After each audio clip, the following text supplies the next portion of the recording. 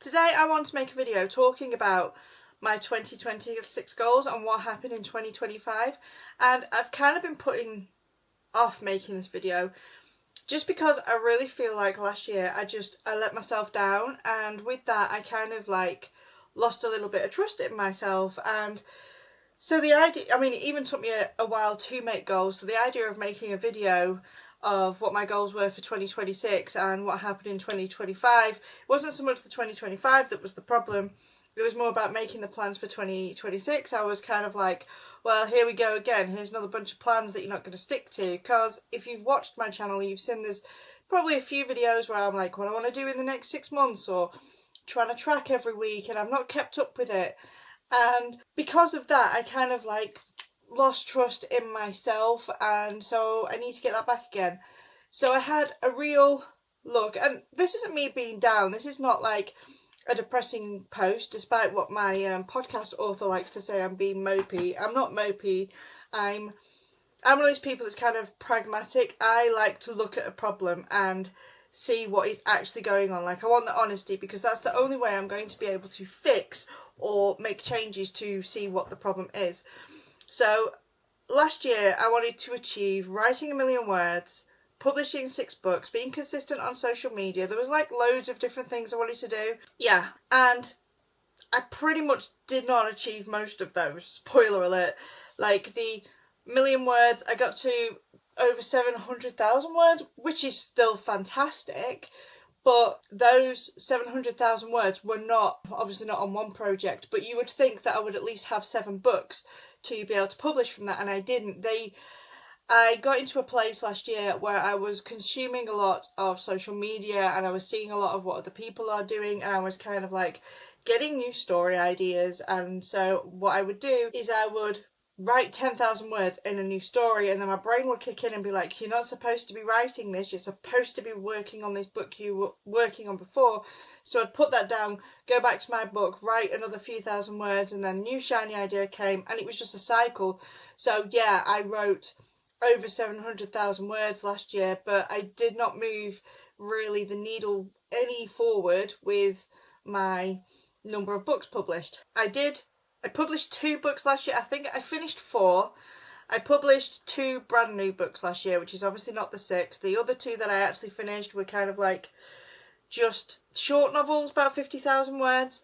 But I need to edit them. I wrote them, but I don't know. I've not touched them because they're new series starters and things like that. So yeah, last year was just a mess, really.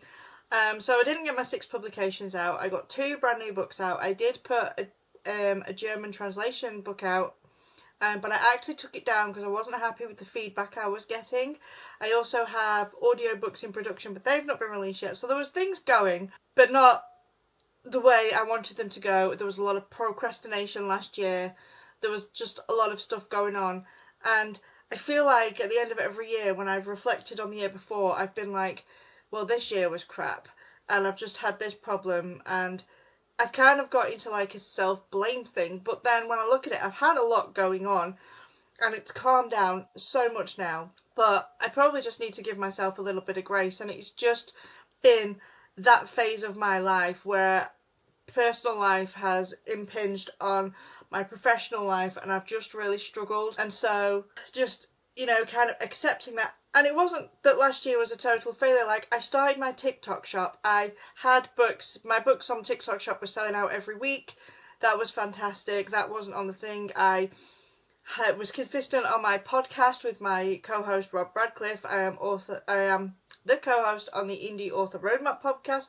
We did 50 odd episodes last year. We kept up with it week in, week out, and planned for when we'd be away.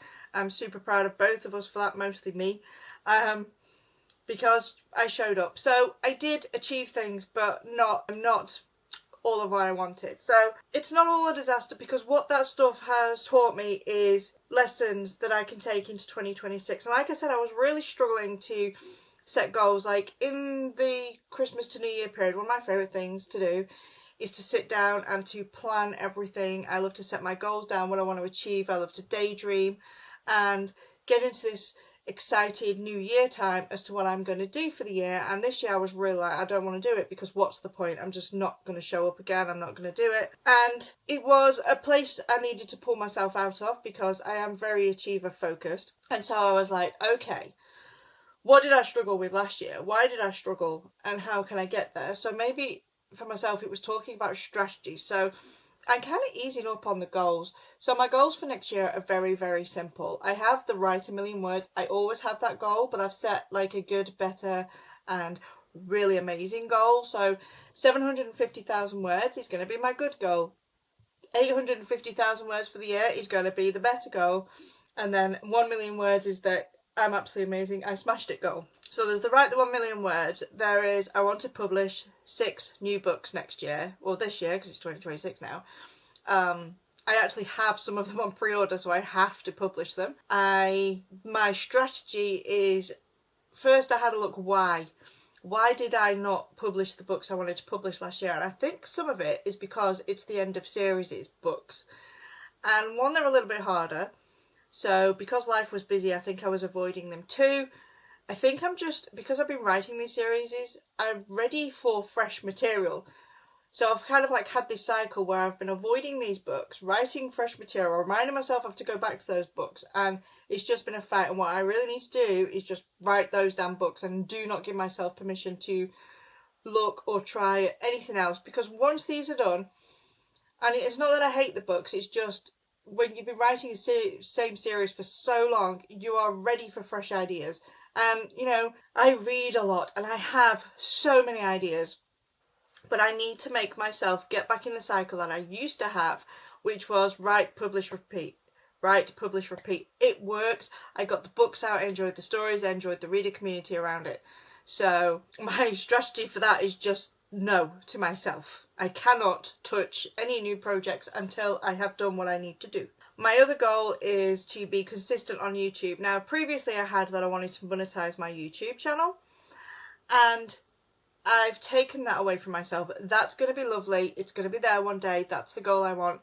But right now, what I want is to be consistent on my YouTube channel. I do enjoy the YouTube, but what was happening last year was I was about to record the videos, and then I wouldn't edit them. Like, I have so many videos recorded from last year that I'll just delete them now because they're out of date. And so I wasn't editing them. And the reason I wasn't editing them is because my house was so busy, my life was so busy, the mental load on myself was so much. And I'm just like, okay, it's fine.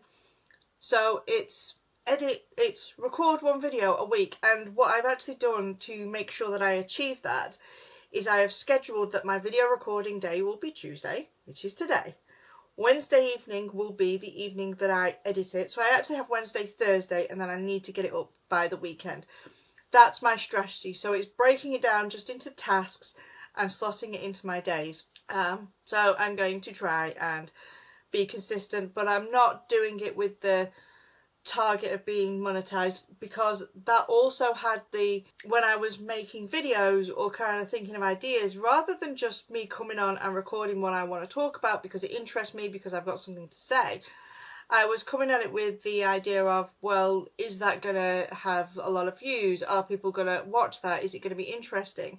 And I have chosen the word of the year this year, and that is imperfect. And this is one of the reasons I just need to come on and show up and make a video. If I make a 20-minute video, a 10-minute video, a 5-minute video, it doesn't matter. If my hair is a mess, it's night time. I mean, like this evening, it's this evening, probably my makeup is worn off from the day, but I'm just going to record a video because who's going to care in 10 years?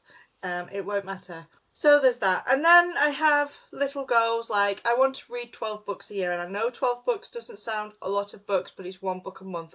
My goals this year are being low pressure. I have health goals, like I still want to lose weight. I have some fitness goals. I want to build up to be able to run again. I'm running a couch to 5k and stuff like that. And so I was talking strategies, and I'm back and forth a little bit. But one of the strategies for my writing was, one thing I looked at last year is I know I can write a lot of words, but that was when my life wasn't as hectic as it was last year. Last year, I reluctantly lowered the goal to 2,000 words a day. But because I'm a kind of achiever person, I still didn't find that satisfying. But on the days I didn't write, I also maintained that 2,000 days. So what I mean is, like, if it was Monday, I'd write 2,000 words, but obviously I'd push myself to 4,000 words because I'm me. On Tuesday, I'd try and write another 2,000 words. Wednesday, another 2,000 words. But say I got to Thursday and I was just tired or busy and I couldn't write, rather than saying to myself, well, look, you've got this big bank of words already at the beginning of the week, it's okay to not write today. I'd be like, no, 2,000 words is the goal today. And so when Friday came, I'd be like, well, you've got to write 4,000 words. And then because that felt really big, it'd be Saturday.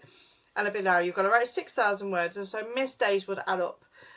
And I don't want to do that to myself. Where it used to work for me in the past, I'm trying to ease myself back in to be me. So this year I have decided I'm going to write 20,000 words a week. It's actually the same number of words a week to get to my million goal. Actually, my word goal for the week is anything from 14,500 to 20,000 words a week, because that will get me between 750,000 words and 1,000,000 words by the end of the year. But I've done it this way, whereas a word goal for the week, so it still equates to the same words. So if I have a day off writing, it doesn't matter, because I probably have already got a bigger word count on Monday or Tuesday. They seem to be the days I can really write big. And so I've probably already gone ahead. Like the first week of the year, Monday I wrote 5,000 words. Tuesday I wrote around 4,000 words. Wednesday I was busy. I think I wrote like 400 words. Thursday I was back at the 3,000 words. By the time I got to the end of the week, I'd written about 21,000 words. But there were 2 days in there that were really low. And that first week actually worked better because I had a whole week to achieve what I wanted to achieve, and so I could fit it around my energy, I could fit it around my schedule and everything else that was going on in my life. And so I'm going to do it that way this year and just be easier on myself. Like I said, the YouTube is not aiming for the monetized, to just, you know, make videos. The publish the books is to not focus on new things. The reading a book is just, most of it's just showing up, but they're kind of easier goals. Like, I do have a habit of setting these big lofty goals, and I think these goals are a little more achievable. But there's a couple of other things I'm doing. So I've started a Substack. I'm documenting a year in the life as an indie author. You are welcome to come and join it. I will link it down below. Basically, every Sunday I just come on and write about my week. Now, I did try and do this on my YouTube channel, making videos every week, but then I wouldn't get to editing it, and by the time I got to editing it, 3 weeks had passed and it felt like it just wasn't relevant anymore. So I've decided to do this as a Substack post, and the reason for that is I dictate quite often, especially if I'm doing something non-fiction. I will definitely dictate those, and so they take me 10 minutes, whack out my phone, dictate, put it through something to fix it, and then it's on the Substack, booms, and it's a lot easier. And I just thought, if I do manage to record update videos, I can just include those in the videos, in the Substack. So I have something in my and so I've done a couple of weeks of those. Those have gone really well. So this year is my big birthday. At the end of the year, I'm going to turn the big 50. And I've always, for the last few years, I've had this thing that I don't want to be fat and 50. And every year I've struggled with the weight loss thing, and I know it's just, I know what it is, it's me, and food. My food's the problem. And so I was in the gym, and I thought to myself, what if every week I managed to do my 2 to 3 gym sessions?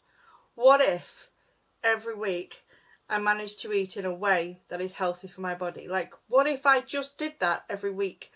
What would the result be at the end of the year when it's my birthday? Because my birthday is in the autumn, and rather than looking at the big goal I was trying to achieve, just ask myself, like, what if?